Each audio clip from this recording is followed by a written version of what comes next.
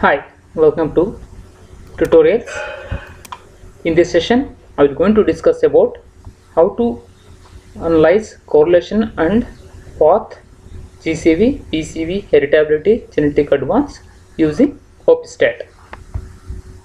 For that, let me get into the OPSTAT here.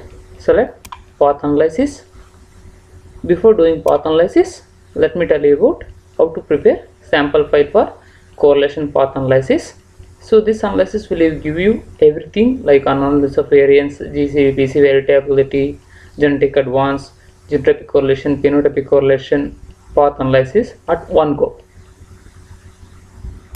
Here is the sample file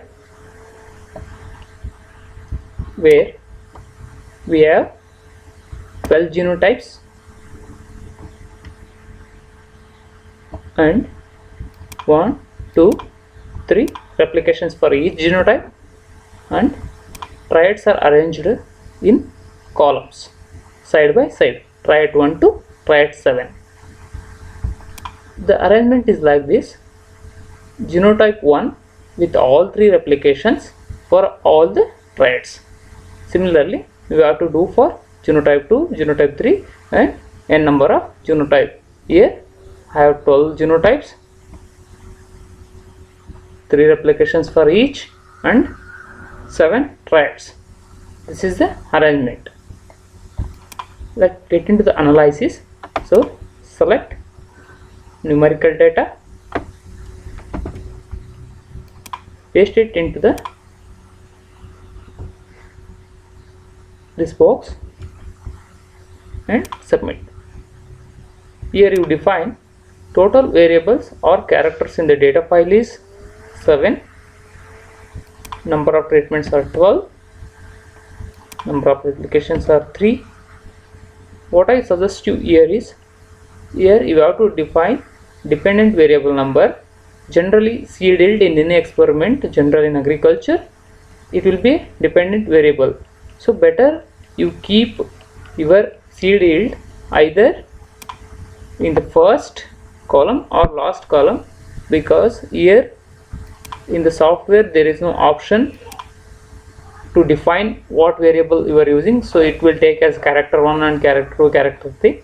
So better you keep your dependent variable at last, so that comparison will be easy. In this analysis we have 7 triads, so I will give my dependent variable number is 7, and you have to define independent variable number from 1, 2, 3, 4, 5, 6. So these are our independent variable.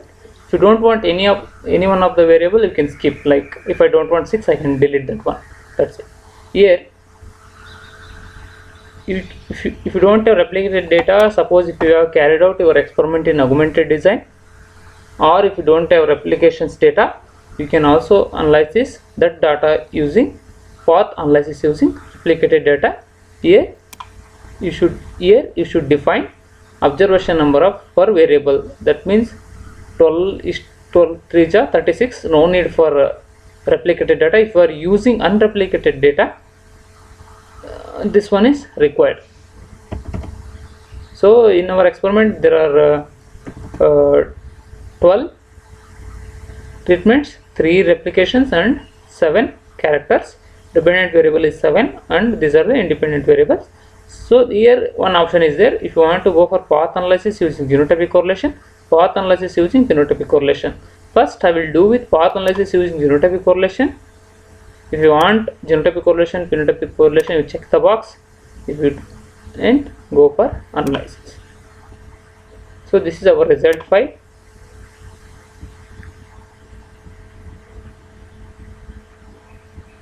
Here first you will have analysis of covariance for character 1. These are all not needed because we did all in RCBD design. So let's get directly into the. So this is our genotypic correlation matrix. Here 2 star indicates correlation coefficient is significant at 1%. 1 star indicate correlation coefficient is significant at 5%. So I will let you know how to give stars or how to define significance here. So total, we let me get into the correlation significance table.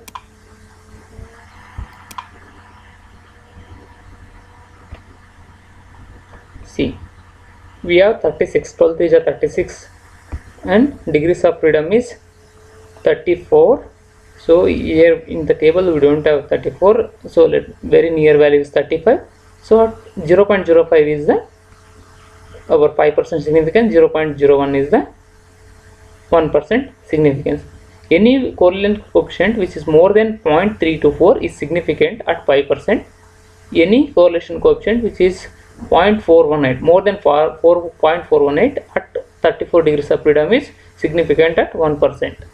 Here you can see the value which are less than more than 0.324, or either it may be negative or positive, there they given 1 star.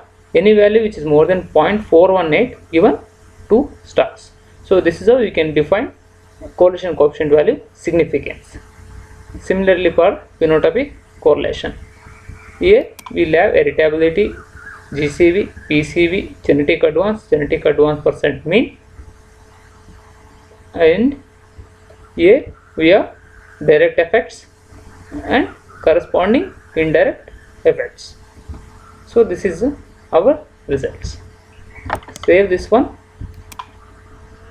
as correlation and path.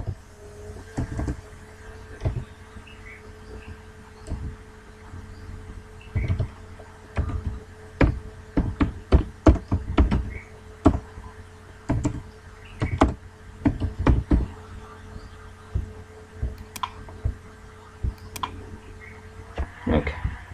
Another option, if you want path analysis using phenotypic correlation, you can also do that one. So result will be similar. I prefer, if you don't want to go for both the correlation, if you want to give only one correlation and one path analysis, better you choose phenotypic correlation, because it involves both genotypic and environmental effects. So I suggest, if you want to use only one type of path analysis, better you use phenotypic path analysis using phenotypic correlations.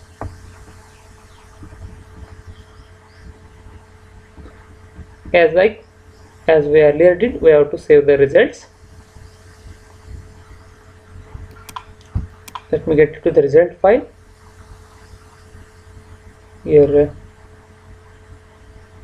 correlation path. See, results will come in the Word file, saved in the Word file. This is our genotypic correlation matrix. This is our phenotypic correlation matrix. Here we have heritability for each trait, GCV, PCV, genetic advance, genetic advance percent mean. We have treatment means also here. Here is the direct effects. All these we have to make table such that all direct effects should come in diagonal, and indirect effects should be non-diagonal. Okay. So this path analysis is for genotypic correlation. If you want to do based on phenotypic correlation, you can also do as I told earlier, and you can carry out the analysis. Hope this video is helpful, and we'll meet in the next video. Thank you.